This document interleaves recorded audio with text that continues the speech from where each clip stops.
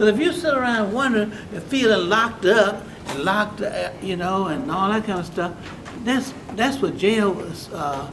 Well, let me go ahead and explain. The original purpose of jail, and it was actually the Quakers who created the penitentiary. Quakers. But it was for people to do penance, which means that you isolate yourself and get yourself together. And that's what the penance was all about. You repent, okay? And you do penance, all right? With yourself. In fact, that's what people say. When they mess up, they say, I lost it. What did you lose? I want myself. There's actually a defense that people can use when they mess up. And everybody can come and testify. Oh no, that person is not like that. That's a really good person. They just lost it. Temporary insanity. I'm not crazy.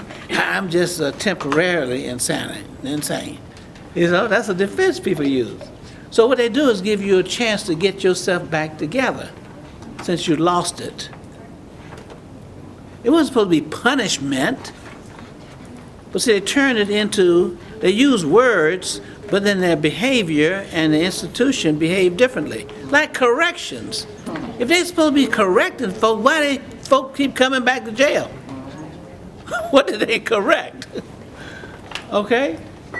So the point is, we have to look at the origin and the roots of the purpose of certain institutions and then bring people back to that. So the whole idea of penance, okay, does not mean suffering. It means coming together with yourself, okay, and making sure that when you behave a certain way, that you are together. And together mean being together with yourself, okay? And folks, you hear them use that expression, I got to get it together. All right? Yeah. The language is there. It's just we got to have the right interpretation. And then the action that, conforms to that interpretation. So here we were in jail. So that's why we made up a lot of songs while we were in jail, because we had to strengthen our spirit. Now, the Freedom Rides were stopped because of the violence that happened in Anniston, Alabama. The bus was burned, and they held the door, and then there was another group going to Birmingham. The original Freedom Ride had two buses, Trailways, and then you had the Greyhound. The Greyhound got hit with the fire bombs in Anniston, Alabama, and then the Trailways got hit with violence in Birmingham. And interestingly enough, I was telling someone yesterday, when they arrested the folks in Birmingham and put them in jail, they didn't charge them with any violation. You know why they say they put them in jail? Protective custody. In other words, that's like taking the banker and putting him in jail so he wouldn't get robbed. Can't rob the banker if he's in jail. Okay, all right. So these people who were on the Freedom Rides, they put them in jail and to protect them from the mob, but they jailed them. So the point is, they stopped at that point because they said it was too dangerous, and the governor had promised to give protection to the Freedom Riders as citizens riding the public buses and everything. And Governor Patterson just let them down and didn't give them any protection. And there's a lot I could say about the different states, like Mississippi and Alabama. They're both in the South. They were segregation states, but they had different ways of implementing their racial policies, you might say. Okay, and maybe if we have later, we could do that. But the song that we're talking about now came from those of us in Nashville who continued the Freedom Ride. We immediately dropped out of school in the midst of our exams. And the reason we did that is because we didn't want to let the thing cool off. Remember, I said if you're going to sustain a movement, you got to stay in the front line, front page okay, for 10 days in a row. Those are from Nashville because we were trained, understood how to sustain a movement. Okay? That's why it's so important to listen to every detail, because it fits into a pattern of learning. So we knew that it wouldn't be a good idea to have a cooling off period. That's what they had agreed to, so they could negotiate with the government of Alabama and the federal government to try to figure out how they were going to proceed with the Freedom Ride. Okay?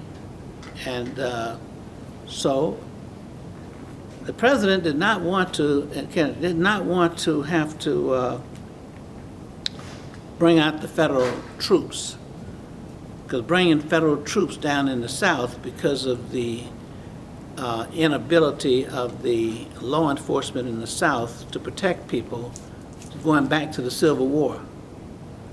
So he was trying to stay out of that conflict and let the South, handle that. Even though they're federal troops, they have the National Guard is initially under the auspices of the state government. Okay? Now, of course, the president always have ultimate authority, but they usually allow the governor to decide whether or not he needed federal, assistance. So anyway, they were trying to negotiate that. That's what the cooling off period was all about. Those of us from Nashville say we can't cool off. Been in the freezer too long. Okay, we don't need more cooling off. We need to heat it up.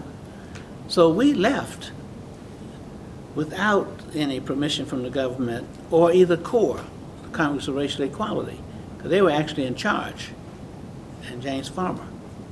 So John Lewis, another little tidbit, was on the original Freedom Ride, and he stopped and got off the Freedom Ride and went to Philadelphia to get application to go to Africa, which was kind of a program that they had. They call it the visa program, really.